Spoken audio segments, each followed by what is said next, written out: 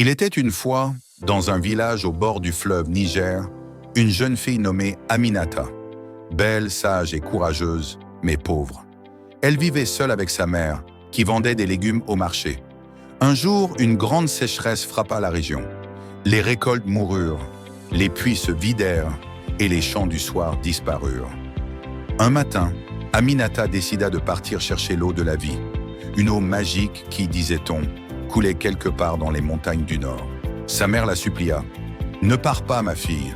Personne n'est jamais revenu de ces montagnes. » Mais Aminata répondit calmement. « Mère, si je reste, nous mourrons tous.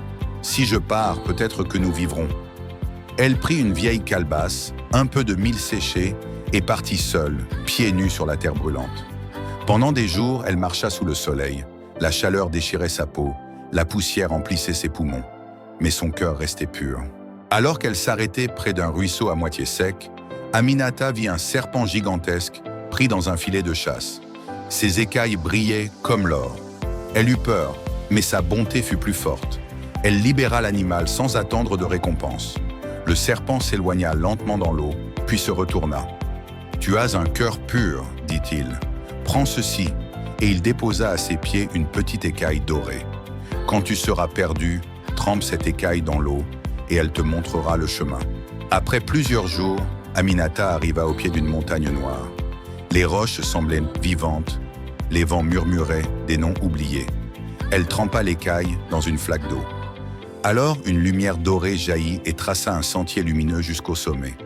Au sommet, elle trouva une vieille femme, vêtue de blanc, assise près d'une calebasse. « Je t'attendais, dit-elle. Qui êtes-vous ? Je suis la mère des eaux, gardienne de la source de vie. Mais avant de boire, tu dois répondre à 3 énigmes. Première énigme. Qu'est-ce qui grandit sans jamais vieillir ? Aminata réfléchit et répondit « Le savoir ». La vieille femme hocha la tête. Deuxième énigme. Qu'est-ce qu'on donne mais qu'on ne perd jamais ? L'amour, répondit Aminata. Troisième énigme. Qu'est-ce qui reste même après la mort ? Le nom des justes, dit-elle doucement. La mère des eaux sourit. Tu as parlé avec sagesse. Bois, ma fille. Aminata but une gorgée, puis versa le reste dans sa vieille calebasse. Quand elle redescendit la montagne, les arbres reverdirent, les rivières se remirent à couler et la pluie tomba sur le village. Les villageois l'accueillirent avec des cris de joie. Partout, la vie renaissait. La mère d'Aminata, les larmes aux yeux, la serra dans ses bras. Mais la jeune fille ne parla jamais de ce qu'elle avait vu.